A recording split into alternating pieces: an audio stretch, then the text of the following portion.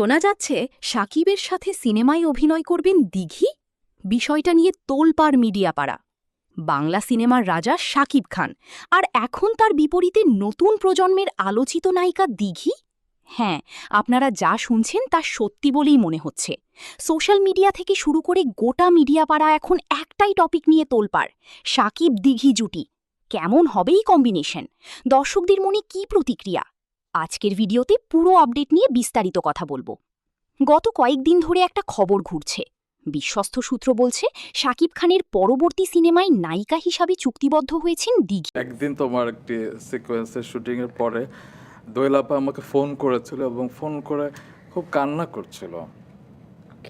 কান্না করতে করতে বলল যে আজকে আমার মেয়ের অভিনয় ছিল, সিনেমার শুটিং ছিল এবং আমি ওকে অনেক চর মেরেছি, কারণ সেখানে তোমার কান্নার দৃশ্য ছিল।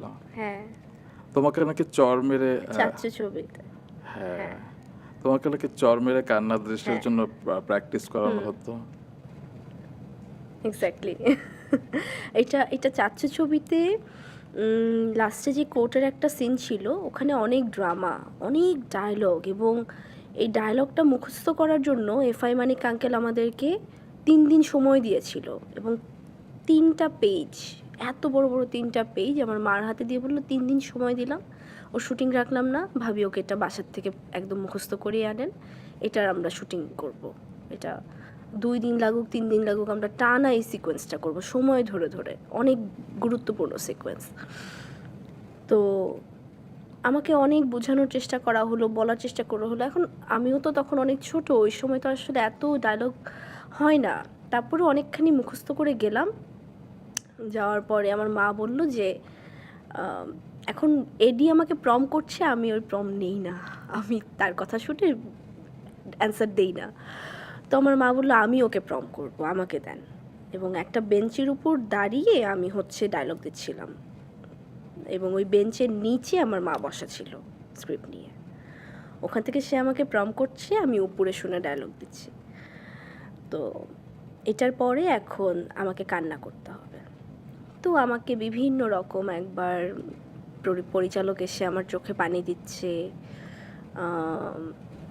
আমাকে এডি এসে পানি দিচ্ছে, দীপজল আঙ্কেল এসে চোখে পানি দিচ্ছে, মেকআপের একজন এসে দিচ্ছে, এখানে গ্লিসারিন দিচ্ছে, অনেক রকম চেষ্টা করা হলো। কোনোভাবেই আমি তো কান্না করি না, আমি উল্টো হাসছি ওই সময়, যে কী হচ্ছে এগুলো, আমাকে কান্না করতে বলে।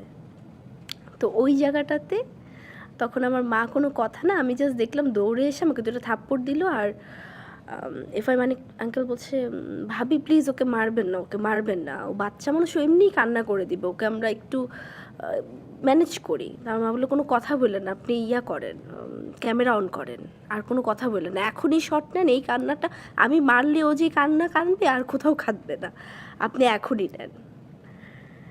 এবং কোনো কথা না, আরও 2টা থাপ্পড় দিল। সত্যি মানে আমার জীবনটা মনে হয় বের হয়ে গেল। আমার মা আমাকে মারছে আজকে এত মানুষের সামনে, এরকম একটা মানে অবস্থা, আমার এরকম একটা ইমোশন কাজ করলো, এবং তার মধ্যেই শট নেওয়া, তার মধ্যেই আমাকে সে প্রম করছে, আবার সে আমাকে ধমক দিয়ে বলছে আমি যা বলবো এখনই বল আমার সাথে। আমি আমার ভয়ে প্রম শুনে ডায়লগও দিচ্ছি, আবার আমি কষ্টে কাঁদছি। So this was so very much realistic. তখন ওই ক্যামেরার সামনে যে